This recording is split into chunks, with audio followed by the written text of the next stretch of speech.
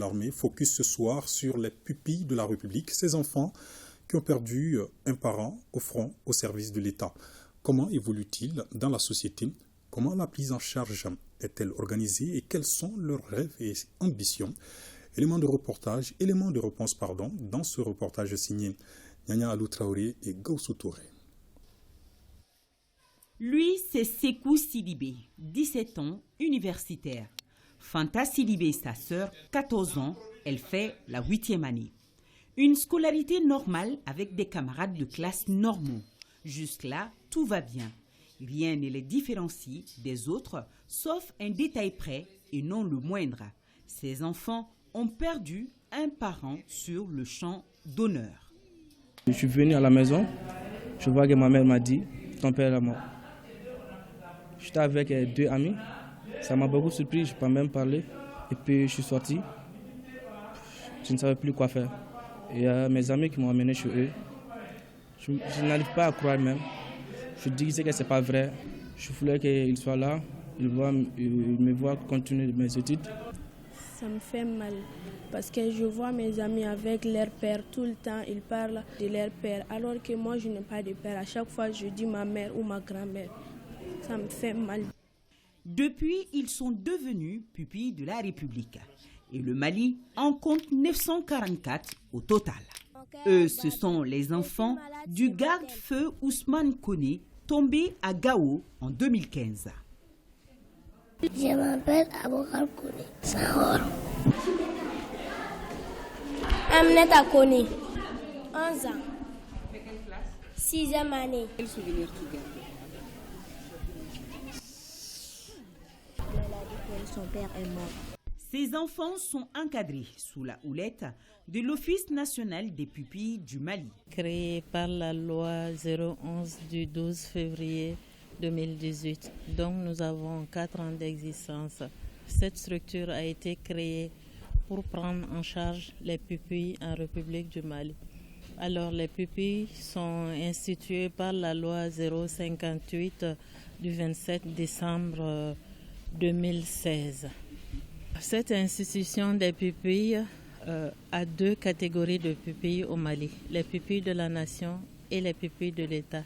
Les pupilles de la nation, tout enfant orphelin dont l'un des 2 parents a perdu la vie au service de la nation. Ça peut être des militaires, des paramilitaires ou tout simplement des fonctionnaires civils.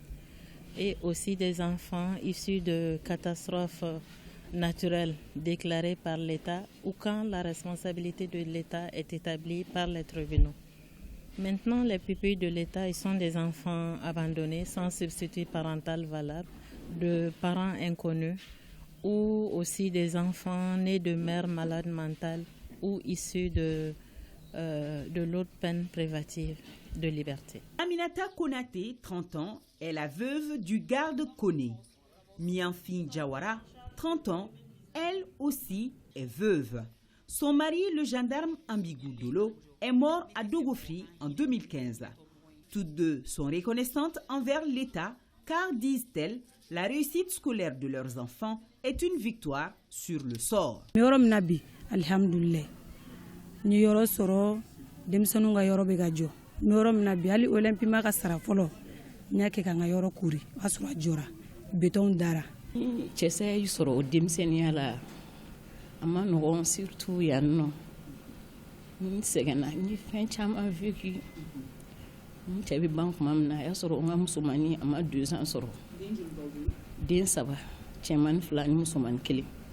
Amadou ye baki soro ay masiyon soro ñina alhamdulillah nunu barka u mago be demsanu nga ladabu la éducation na u be tuka école so la wallahi war ko ñere te u mago be demsanu na kayira on na ko an ciow sara ko me ku ma ban ko mago be an ko fe bu be ke de nunu fay ka kan on yere fay ka kan ye cey.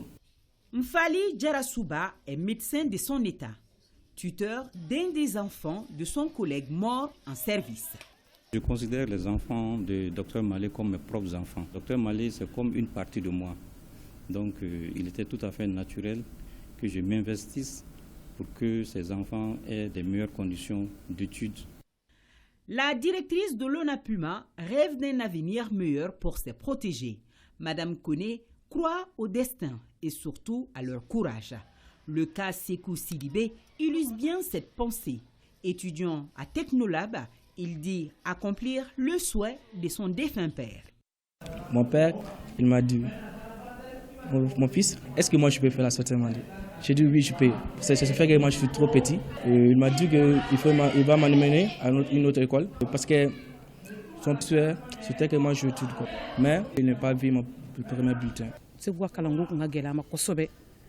Kana ye feneni aye kalan kanu kana haklisigi ba fanfe kalan kadai kosobe akada haishini akada demesoro kalana pour katanye fe. Na fatu me ani moment konnana vraiment ko meji ay fene.